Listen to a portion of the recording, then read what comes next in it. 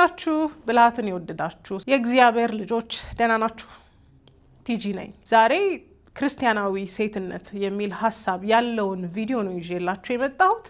መቼም ክርስቲያናዊ ሴትነት ከጊዜ በኋላ ግራ ያጋባን በጣም በብዙ ሐሳብ እየተበረዘ ከመጣብን ቆይቷል። መጽሐፍ ቅዱስ ክርስቲያናዊ ሴትነት ምን አይነት እንደሆነ ግን በደንብ ስቴት ያደርጋል። ዘመኑን ዋጅቷል ወይስ አልዋጀም? በትክክል ክርስቲያናዊ ነው ወይስ አይደለም የሚያስብሉ በጣም ጥያቄ የሚያስነሱ ብዙ ሐሳቦች በየጊዜው ይመላለሳሉ። አንዳንድ ደግሞ ጤናማ ያልሆኑ ነገሮች በጣም ከመልመዳችን የተነሳ እንደው ከእግዚአብሔር ቃል እኩል የተቀበልናቸው ብዙ ሐሳቦች ብዙ ልምምዶች እንዳሉ ይታወቃል። ዛሬ እኔ የገባኝን ጥቂቱን ክርስቲያናዊ ሴትነት ሐሳብ ስቲል አጋራችሁ። በነገራችን ላይ ክርስቲያናዊ ሴትነት ምን አይነት ነው የሚለውን ነገር ካሰብን መጽሐፍ ቅዱስ ላይ በጣም ብዙ ጊዜ ተጽፏል። በጣም በተደጋጋሚ የተጻፉ ደግሞ ትክክለኛ የሆኑ ማንነቶች፣ ባህሪዎች አሉ። እነሱን ባህሪዎች ከማውራቴ በፊት ክርስቲያናዊ ሴትነት በትክክል ልንማርበት የተገባን የመጽሐፍ ቅዱስ ጥቅስ እንዳለ ላስታውሳችሁ ፈልጋለሁ። ከዛ በፊት ግን እንደሌላው ነገር ከፍጥረት ጅማሬ ላይ ሴትነትን እናገኘዋለን ብዬ አላስብም። ይህንን ሐሳብ ሳነሳ ምን ለማለት ፈልጌ ነው? በመጀመሪያ ሔዋን ስትፈጠር ሴት ሆና ብቻ ሳይሆን ሚስት ሆና ነው የተፈጠረችው። የሴትነት ማንዋል ሳይሰጣት የሚስትነት ማንዋል ነው የተሰጣት ብዬ ነው የማስበው። ምክንያቱም በመጀመሪያ እግዚአብሔር ለአዳም ምን ያስፈልገዋል ብሎ ነበር የተናገረው? ምቹ ረዳት፣ እንደሱ የሆነ ምቹ ረዳት ያስፈልገዋል ብሎ ነበር። ስለዚህ የሔዋን የመፈጠር የመጀመሪያ ዓላማ ረዳትነት ነበረ። ከረዳትነቷ በፊት የነበረው ሚና፣ ከሚስትነቷ በፊት የነበረው ሚና ግን በትክክል ሊስትድ የተደረገ አልመሰለኝም ፍጥረት ላይ። ከዛ በኋላ ግን ልጆች ሲወለዱ እንዴት ክርስቲያናዊ ሴት ልጆችን ማሳደግ እንደምንችል፣ ምን አይነት ደግሞ ኤቲክስ ሊኖራቸው እንደሚገባ፣ ምን አይነት ማንነት ሊኖራቸው እንደሚገባ፣ ምን አይነት ስርዓት ሊኖራቸው እንደሚገባ መጽሐፍ ቅዱስ ብዙ ቦታ ላይ ተነግሯል። ስለዚህ ዛሬ ከሔዋን አልጀምርም፣ ከሔዋን የተፈጠረችበት ዓላማ አልጀምርም። ምክንያቱም እንዳልኳችሁ ሔዋን መጀመሪያ ስትፈጠር ረዳት ተደርጋ ነው የተፈጠረችው። ዓላማዋ ሚስትነት ነው። የተፈጠረችበት ዓላማ ሚስትነት ነበር። ሰው ልመለስና ክርስቲያናዊ ሴት ልጅ፣ ያላገባች ክርስቲያናዊ ሴት ልጅ ምን አይነት ትሬት ሊኖራት ይገባል? ምን አይነት ማንነት ሊኖራት ይገባል? ሴት በእሴት በክብርና በዋጋ ከአዳም እኩል ተደርጋ የተፈጠረች ናት። ነገር ግን ከአዳም እኩል ሆና ትፈጠር እንጂ ከአዳም የተለየ ሚና የተሰጣት ናት። አሁን ላይ መጽሐፍ ቅዱሳዊ ያልሆኑ አስተምህሮቶች በየአብያተ ክርስቲያናቶቻችን እንደገቡ በደንብ የምናውቀው ይመስለኛል። ሴት ከወንድ እኩል በእግዚአብሔር ፊት እሴት አላት፣ ዋጋ አላት። ነገር ግን ከወንድ እኩል ጋር ሆና የምትወዳደር የምትፎካከር አይደለችም። ምክንያቱም እግዚአብሔር ሁለቱን ሲፈጥራቸው ኮምፕሊመንት እንዲደራረጉ ሙሉ እንዲሆኑ እንጂ አንዱ ከአንዱ ጋር እንዲወዳደር አይደለም። ብዙ ጊዜ ይሄኛውን የሴት ስነ ምግባር ስንናገር ሴቶች፣ ክርስቲያናዊ ሴቶች እንዲህ ሊሆኑ ይገባል ስንል በዋነኛነት መዳረሻው የሚሆነው በእግዚአብሔር የተሰጣት ማንነትን ለማመልከት እንጂ ለማነስና ሴትን ለመጨቆን ወይም ደግሞ የበታችነት እንዲሰማት አይደለም። እንደተነጋገር ነው ሁለታችንም በእግዚአብሔር ፊት እኩል የሆነ እሴት ካለን በሕይወታችን የሚመጡ ሰዎች ሁሉ እኩል አለመሆናችንን ሊያረጋግጡልን አይችሉም። ምክንያቱም እግዚአብሔር በራሱ አምሳል ስለፈጠረን ማለት ነው። አሁን የተበላሸ የሴት ልጅ መልክ እንዳለ እረዳለሁ። ከጊዜ በኋላ በሚመጣብን በየትኛውም ጫና፣ በየትኛውም የዘመናዊነት ሀሳብ፣ በየትኛውም አስተምህሮት የተነሳ የምንፈልገው ትክክለኛ የሆነው ክርስቲያናዊ የሆነው የሴት ልጅ መልክ በጣም እየተበላሸ እንደመጣ ይሰማኛል።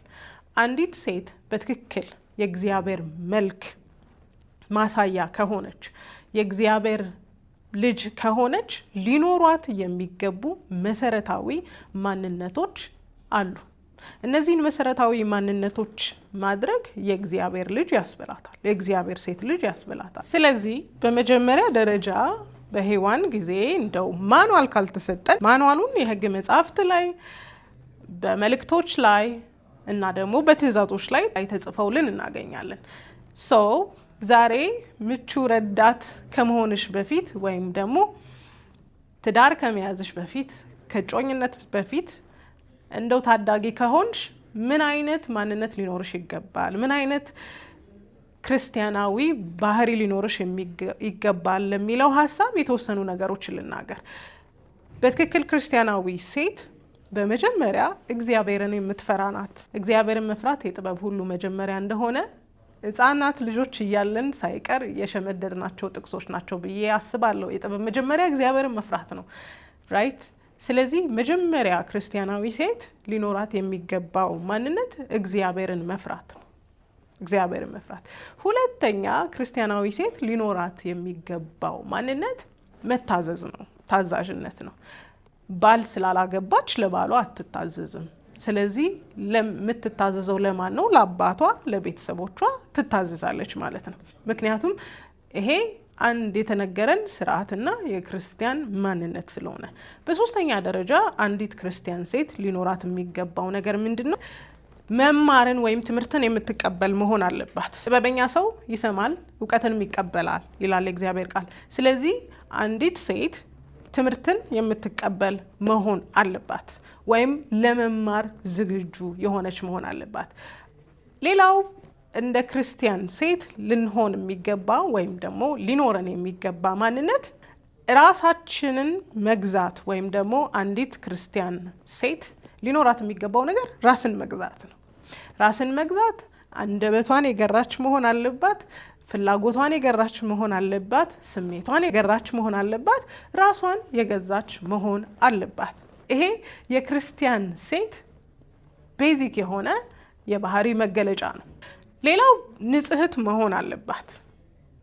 ልቧ ንጹህ መሆን አለባት፣ ማንነቷ ንጹህ መሆን አለባት፣ ሀሳቧ ንጹህ መሆን አለባት፣ ፍላጎቷ ንጹህ መሆን አለበት። ከዛ ባለፈ የዋህና ዝግ ያለች መሆን አለባት። ክርስቲያናዊ ሴት የዋህና ዝግ ያለች መሆን አለባት። የዋህ ሞኝ አይደለም፣ የዋህና ዝግ ያለች መሆን ይገባታል። ከዛ በተጨማሪ ክርስቲያናዊ ሴት አንደበቷን በጥበብ የምትከፍት መሆን አለባት። የመጣላትን አይደለም፣ የተሰማትን አይደለም፣ እንደ ልቧ አይደለም፣ እንደ ብስጭቷ መጠን አይደለም፣ ነገር ግን አንደበቷን በጥበብ የምትከፍት መሆን አለባት ክርስቲያናዊ ሴት። ከዛ በተጨማሪ ክርስቲያናዊ ሴት ሊኖራት የሚገባው ነገር ትጋት ነው። ትጉ መሆን አለባት። ይሄ ሁሉ ነገር ኖሮን ትጋት ከሌለን ሙሉ አያደርገንም። ስለዚህ የእግዚአብሔር ሴት የሆነች ክርስቲያናዊ ሴት ሊኖራት የሚገባው ነገር ትጋት ነው። ስለዚህ በእግዚአብሔር ፊት በተሰጠን ዋጋ፣ በተሰጠን ክብር፣ በተሰጠን እሴት ከወንዶች እኩል ብንሆንም ግን እኩልነታችን ለውድድር ወይም ለማይገባ ነገር ሳይሆን አንድ እንድንሆን የሚያደርገን ነው እንጂ የውድድር ምክንያት እንደማይሆን ተስፋ አደርጋለሁ። እንደተነጋገርነው በእሴት እና በክብር በዋጋ ከወንድ የምታንስ አይደለችም። ጌታ ኢየሱስ ክርስቶስ ለሁለቱም ዋጋቸውን ሳያሳንስ ለሁለቱም ነው የሞተው፣ ሲነሳም እንደዛው። ስለዚህ ሁለታችንም እኩል ዋጋ ካለን የበታችንና የበላይ የምንባባል አይደለንም። ነገር ግን ሁለታችንም የተለያየ ሚና ተሰጥቶናል።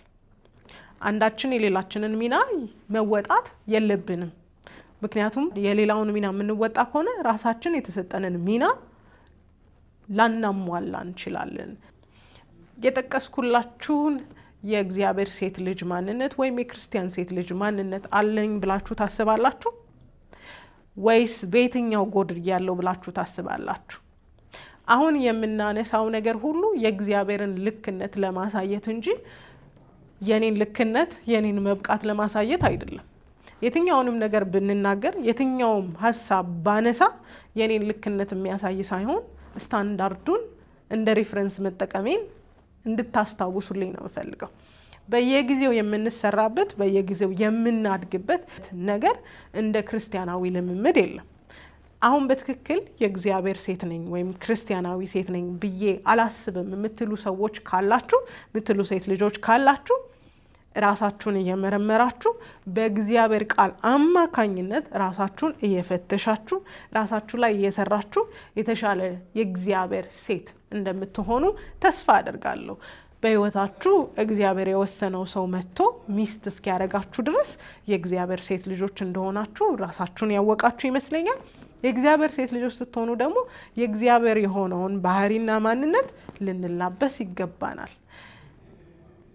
በአይምሯችሁ መታደስ ተለወጡ እንጂ ይህንን ዓለም አትምሰሉ እንደሚል የእግዚአብሔር ቃል ዓለም የምትለውን ነገር ሁሉ የምንለማመድ ከሆነ፣ ዓለም የምትለውን ነገር ሁሉ ልክ አድርገን የምንቀበል ከሆነ የእግዚአብሔርን ቃል ልክነት ሁል ጊዜም ቢሆን ዳውት እናደርገዋለን።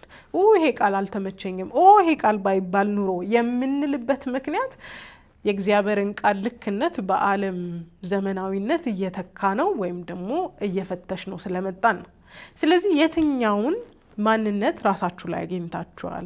ራሳችሁ ላይ ስለመስራት እቅድ አላችሁ ወይ? ሁሉ ጊዜ እየተማረን ወደ ሙላት እስክንደርስ ጌታ እስኪመጣ ወይም እኛ ወደ ጌታ እስክንሄድ ድረስ ሙሉ ሊያደርገን የሚችል ማንነትን በየቀኑ እንለማመዳለን። ይሄን ነገር ስንለማመድ ግን የሚመች ሆኖ አያውቅም፣ ቀላል ሆኖ አያውቅም።